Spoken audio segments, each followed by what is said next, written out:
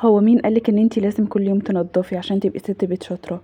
ومين اللي قالك ان الفيديوهات اللي انتي بتشوفيها دي اساسا بتاعة الروتين ان دي فيديوهات واقعية؟ خليكي رحيمة شوية بنفسك، خاصة لو انتي عندك ولاد. مفيش ركن عندك لازم يبقى بيبرق 10/10. وجهة نظري الست اللي بتحاول هي ست البيت الشاطرة، مش بس الست اللي نظيفة في بيتها.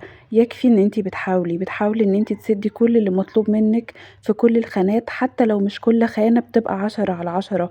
بس كفاية ان انتي بتحاولي، حتى لو 5/10 7/10، بس ما تفوتيش حاجة تبقى 0/10 على حساب حاجة تانية ان هي تكون 10/10. وسطني امورك ورتبي اولوياتك، وكفاية ان انتي بتحاولي، وخليكي دايما متأكدة ان محاولتك دي هتوصلك لحاجة ترضيكي.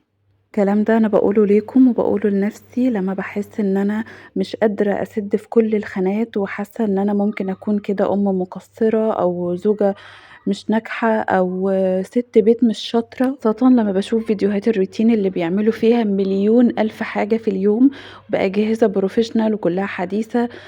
بحس وقتها ان انا محبطة اكتر ما انا متشجعة. علشان كده بقولك انتي ست بيت شاطرة وكفاية ان انتي بتحاولي. فيديو النهاردة هنجرب فيه المسحوق الجديد اللي انا جبته، اللي المفروض ان هو بيرجع الوان النسيج للونها الطبيعي، يعني الاسود الباهت بيخليه مش باهت. فانا بصراحه ما كنتش مقتنعه بحاجه زي كده، يعني في صبغه يعني ده ولا ايه؟ بس اللي اكتشفته ان وقت الغسيل ان هو مش بيخرج اللون من الهدوم.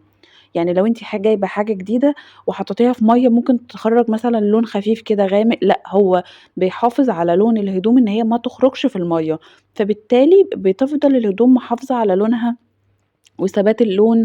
وبيفضل بقى زاهي وجديد. فهو مناسب للهدوم الجديدة مش للهدوم اللي باظت ان هو يرجعها جديدة، او يمكن الهدوم اللي باظت يخليها توقف بقى بوظان ما عادتش تبوظ خلاص. ان انا كنت حاسة ان مقصرة في حق نفسي بقالي فترة، فالنهاردة هعمل سكراب كامل. هستخدم سكراب الجسم بتاع الملح الحليب الاماراتي، استنوا عنه ريفيو الاسبوع الجاي باذن الله.